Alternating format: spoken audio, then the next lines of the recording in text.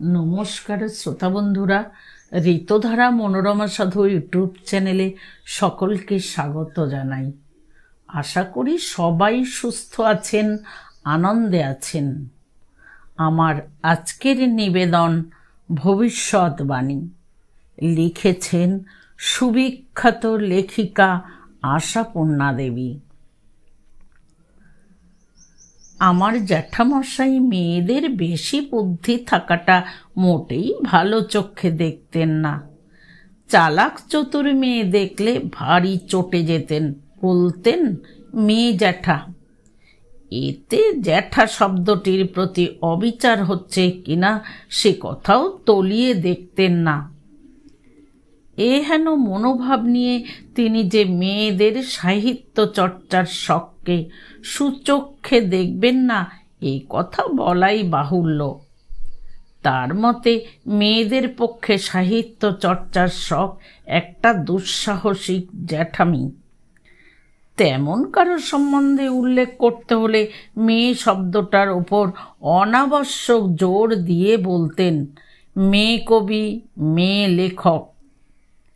মেয়েদের পক্ষে সাহিত্য চর্চা যে অনধিকার চর্চা, এর সপক্ষে তার হাতে নজিরও ছিল। তিনি বলতেন, শাস্ত্রে যদি মেয়েদের এসব করতে বলবে, তবে ব্যাকরণ শাস্ত্রে কবি, সাহিত্যিক, নাট্যকার ইত্যাদি শব্দের স্ত্রীলিঙ্গ নেই কেন? এ কথার কি আর উত্তর দেওয়া যেত না? যেত। শাস্ত্রে তো কখনো নজিরের অভাব হয় না। পরস্পর বিরোধী অনেক নজির আছে শাস্ত্রে, কিন্তু উত্তর দেবে কে? আমাদের ছেলেবেলায় একালের মতো জ্যাঠামশাইয়ের ভুল শুধরে দেবার আইন ছিল না। অবশ্যই শুধু আমার জ্যাঠামশাইকে দোষ দিলেও ঠিক ন্যায্য হয় না। স্পষ্ট ভাষায় এরকম নজির না দেখালেও কি সেকালে কি একালে পুরুষ জাতি যে মনে মনে কখনোই মেয়েদের একটু বেশি বুদ্ধি থাকাকে সমর্থন করেন না, সে কথা অস্বীকার করে লাভ নেই। মেয়েদের সাহিত্য চর্চাকেও না। তবে নাকি আধুনিক যুগে মানুষ মনের ভাব গোপন করতে পটু হয়েছে, তাই অভব্যতা করে মেয়ে লেখক না বলে ভব্যতা করে লেখিকা বলা হয়। তাই বলে কি আর সহজে কেউ পাত্তা দিতে চান না? যারা নিজেরা ওই কাজের কাজী, তারা তো সরস্বতীর কমল বনের দিকে মহিলার আবির্ভাব দেখলেই ভুরু কুচকে মাথা নেড়ে বলেন, ঠাই নাই, ঠাই নাই ছোট সে তরি, আমারই সোনার ধানে গিয়েছে ভরি। ওই নেহাত লেখিকারা গিন্নিবান্নি হয়ে গেলে চুলের পাকামিটা স্পষ্ট দৃষ্টিগোচর হয়ে পড়লে নিমরাজি হয়ে কিঞ্চিত জমি ছেড়ে দেন মাত্র। সে যাক, একালের কথা হচ্ছে না, হচ্ছে আগের কালের কথা। আমাদের বাড়িতে 1328 সালে 1278 হাওয়া বইত। কেন বইত, কে বহাতো, সে হলো গিয়ে ঐতিহাসিক তথ্য। তবে মোটের মাথায় পরিবারের সকলেই সেই হাওয়ার দ্বারা চালিত হতে বাধ্য হতো। বাড়ির ক্ষুদে পুরুষরা পর্যন্ত মেয়ে জ্যাঠা পছন্দ করত না এবং নিজেদের মা খুড়িমার অভিভাবক বলে গণ্য করত। 12 বছর পার হলেই মেয়েদের হারেমে রাখা হতো এবং কোথাও যাবার দরকার পড়লে ঘোড়ার গাড়ির খড়খড়ি এঁটে অন্ধকূপ হত্যার কাছাকাছি অবস্থা করে রাজরাস্তা অতিক্রম করানো হতো। এই রকম অজস্র হতো আর অসংখ্য হতো, নার উদাহরণ আছে। সে আর কত লিখব? মেয়েদের কি করা উচিত আর কি করতে নেই তার বহুবিধ ধারা, তার অনুচ্ছেদ উপচ্ছেদ সব কিছু মুখস্থ রাখতে হতো আমাদের। তবে একটি শক্ত কাজ আমাদের করতে হতো না, সে হচ্ছে লেখাপড়া করা। মেয়েরা লেখাপড়া শিখে ফেললেই যে কে সত্তা পুরুষকে প্রেমপত্র লিখতে শুরু করবে, এ সম্বন্ধে অভিভাবকদের মধ্যে মতভেদ ছিল না। তবু এত সতর্কতার মাঝখান থেকেও সিমেন্টের দেওয়ালের ফাটলের অশ্বত্থ চারার উকি দেওয়ার মতো আমি একটা মারাত্মক কাজ করে বসলাম। 12 বছর বয়সে এক প্রেমের কবিতা লিখে ফেললাম। লিখলাম, পড়ে পড়ে মুখস্থ করে ফেললাম। সে যাই হোক, ভিতরে ভিতরে যাই করি না করি, লোক জানাজানি হবার কিছু ছিল না।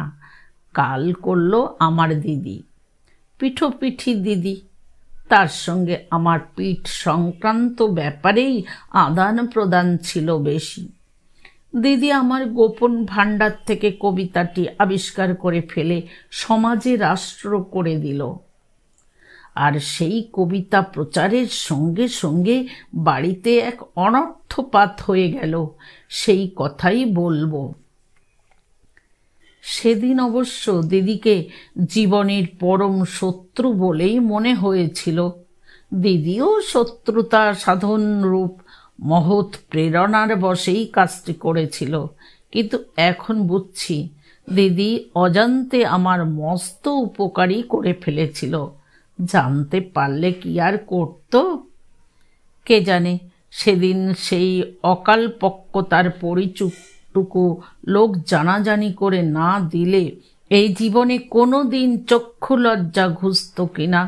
হয়তো ঘুচত না, গাছের ফুল গাছেই শুকোতো। আর বাংলাদেশের পাঠক গোষ্ঠী কি অমূল্য সম্পদ থেকেই না বঞ্চিত হতো তাহলে। সে যাক, সেই কবিতার কথা বলি। খবরটা যেই চাউর হয়ে গেল, সকলের ভাব দেখে মনে হলো আমার সেই প্রেমের কবিতাটুকু যেন 82 সিক্কা ওজনের এক চড় হয়ে সারা সংসারের গালে পড়েছে। প্রথমেই মা দেখলেন, দেখে বললেন, ভেতরে ভেতরে এত পাকা হয়ে উঠেছ তুমি? জানতাম না। আচ্ছা, তোমাকে শায়েস্তা করা হচ্ছে। ছি ছি ছি, আমার মুখে চুনকালি দিলে তুমি? বাবা দেখেই মুখ গম্ভীর করে বললেন, উঠে নিয়ে যাও আমার সামনে থেকে, ছিঁড়ে কুচি কুচি করে নর্দমায় ফেলে দাও গে ও কাগজ। দাদাদের মধ্যে একজন বললেন, একদিন না খেতে দিয়ে ঘরে দোর বন্ধ করে রাখলেই কাব্যি বেরিয়ে যাবে। আর একজন বললেন, আহা, সেই সঙ্গে ওর কবিতার খাতাটা আর কিছু কবিতার বইপত্তর ঘরে রেখে দিও। বই দেখে টুকে মারতে হবে তো, নিজে লিখেছে। জ্যাঠামশাই বকলেন না, শুধু দালানে পায়চারি করতে করতে বলতে লাগলেন, প্রতিকার করতে হবে, এর প্রতিকার করতে হবে। এত স্বেচ্ছাচারিতা চলবে না এ বাড়িতে। মনে করেছে বুঝি এ সংসারের মা বাবা নেই? সে ধারণা বদলে ছাড়ছি সবাইয়ের। কবিতা লিখেছেন মেয়ে, সাধে কি আর হেমবাবু লিখছিল, কলা পাতে না এগোতে গ্রন্থ লেখা সাধ? জেঠিমা সুরে সুর মিলিয়ে বললেন, সত্যি বাপু, সাহস কেউ বলিহারি যাই। আর সাহস হবে নাই বা কেন? ওপর থেকে আশকারা পায়। সমস্ত দিন বাড়িতে আর কোনো কিছু নিয়ে আলোচনা হলো না। প্রধান আলোচ্য বস্তু হয়ে রইলাম আমি এই পবিত্র বাড়ির মেয়ে হয়ে পদ্য লিখেছি, তাও আবার ভক্তিমূলক বা করুণ রসাত্মক নয়, প্রেমের পদ্য। সমস্তক্ষণ মনে হতে লাগলো, পৃথিবী দ্বিধা হও, ঘোরতর একটা কুকাজ যে করে ফেলেছি তাতে আর সন্দেহ রইল না। অথচ কি যে করেছি তাও ঠিক ধরতে পারছি না। দিদির আনন্দ কুটিল মুখের দিকে তাকাতে পারলাম না একবারও। কিন্তু তবু তো চরম পরীক্ষা বাকি। বাড়ির যিনি প্রধান শাসনকর্তা, জ্যাঠামশাইয়ের ডান হাত নতুন কাকা, সেদিন বাড়ি ছিলেন না, কি জানি কোথায় যেন গিয়েছিলেন, বাড়ি এলেন পরদিন। নতুন কাকা এসেছেন পর্যন্ত কাটা হয়ে বেড়াচ্ছি, গলার আওয়াজ বার করছি না, জোরে হাঁটছি না, ওর সামনে তো বেরোচ্ছি না। মনে মনে ৩৩ কোটি দেবতাকে ডাকছি যাতে ও প্রসঙ্গটা না ওঠে। সেই অভিশপ্ত কাগজখানা হাতে পেলে যে বাবার আদেশই শিরোধার্য করে কুচি কুচি করে ফেলে দিতাম তাতে আর সন্দেহ ছিল না, কিন্তু কোথাও তার ছায়া দেখতে পেলাম না। কে যে সরিয়ে রেখেছে দলিল হিসেবে। দেবতারা যে কালা এ আমি বাল্যাবস্থা থেকেই দেখে আসছি, নইলে এত ডাক শুনতে পান না। আর যদি শুনতে পেয়ে চুপ করে থাকেন, বুঝতে হবে মহা হৃদয়হীন। আমার সেই আকুল প্রার্থনার কোনো ফল ফলল না। যথা সময়ে নতুন কাকার দরবারে তলব পড়ল।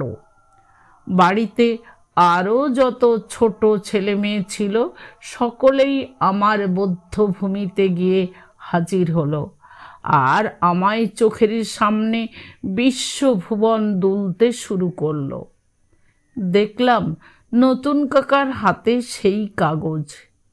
এদিকে আয়, আমি স্থাণু। এদিকে আয়, আমি অচল। এদিকে সরে আয় বলছি। আমি মন্ত্রাহতের মতো এগোলাম। এ লেখা তোর? সম্মতিসূচক ঘাড় নাড়লাম। নিজে বানিয়েছিস তুই? সম্মতিসূচক ঘাড় নাড়লাম। বলেছি তো মন্ত্রাহত অবস্থা। আমার সঙ্গে মিছে কথা? হুঙ্কার দিয়ে উঠলেন নতুন কাকা। আমার চোখে ধুলো দেবে তুমি? বল, কোথা থেকে চুরি করে লিখেছিস? কোথাও থেকে চুরি করিনি। ততক্ষণে শুধু শিশু বাহিনী নয়, বাড়ি শুদ্ধ সকলেই প্রায় সে অঞ্চলে এসে হাজির হয়েছেন। নতুন কাকার দৃকপাত নেই, আমার সাড়া নেই। তিনি মুহুর্মুহু গলা চড়াচ্ছেন। ফের মিছে কথা? সেজ বইয়ের এই ধুরন্ধর মেয়েটি বাড়ির আর সব ছেলে মেয়েকে উচ্ছন্ন দেবে। এ বাড়ির ছেলে মেয়ে কখনো মিছে কথা বলেনি। এতক্ষণে বাক শক্তি ফিরে পেলাম। আরক্ত মুখে বলে উঠলাম, কখনো মিছে কথা নয়, নিজেই লিখেছি আমি। নিজেই লিখেছ তুমি? বাঙালকে হাইকোর্ট দেখাচ্ছ? লিখেছিস তো, বল, এর মানে বল। ওদিকে তাকিয়ে কি দেখছিস? বল মানে। হৃদয়ে তোমার পরশ যে পাই দিবস রাতে, এ কাকে লিখেছিস? এ তুমিটা কে?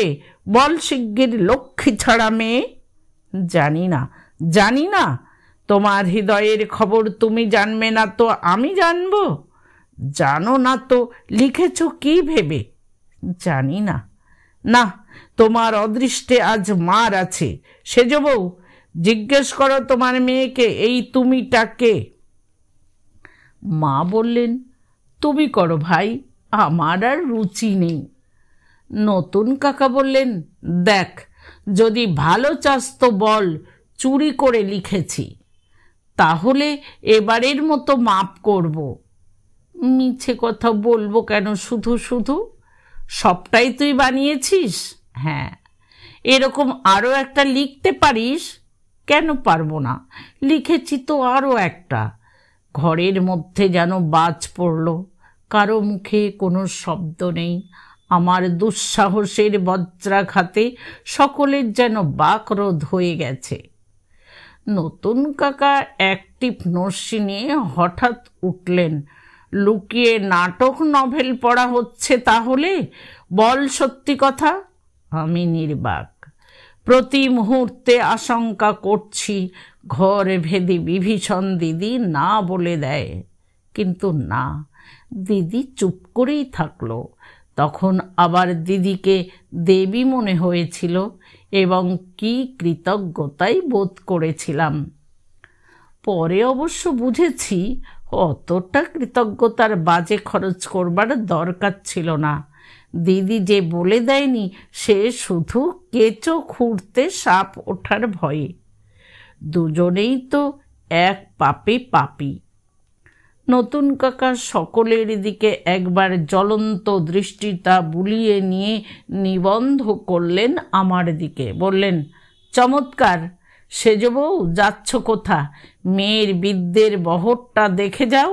শোনো, হৃদয়ে তোমার পরশ যে পাই দিবসে রাতে, তবুও পরাণ উথলিতে চায় কি বেদনাতে।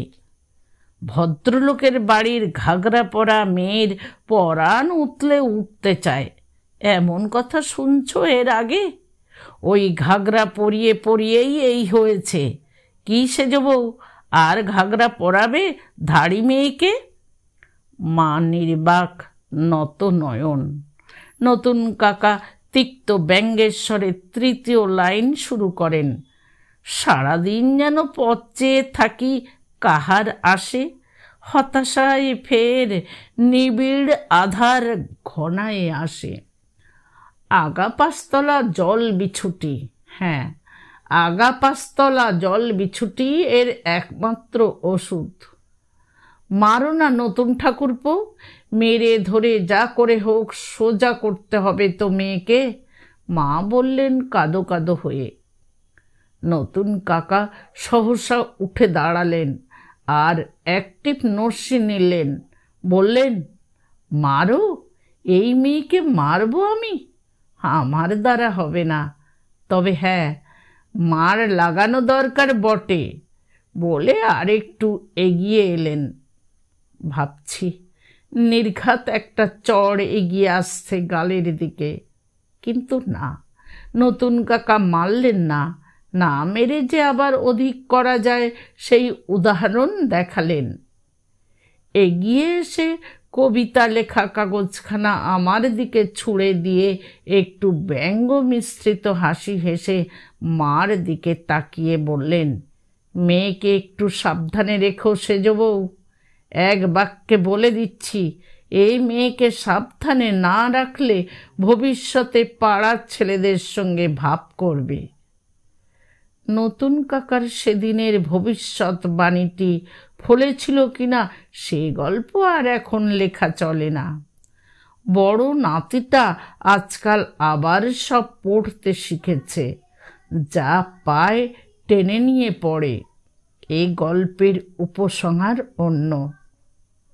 এই সেদিনে নতুন কাকার সঙ্গে দেখা করতে গিয়েছিলাম। পরম আদরে কাছে বসিয়ে বললেন, হবে না, লেখিকা হবে না? আমার ভবিষ্যৎবাণী বিফলে যাবে? বলিনি সেদিন? যেদিন ঘাগরা পরা এক ফোঁটা মেয়ে কবিতা লিখে বাড়ি শুদ্ধ লোককে তাক লাগিয়ে দিয়েছিল, সেদিন বলিনি এ মেয়ে ভবিষ্যতে একটা জিনিয়াস হবে?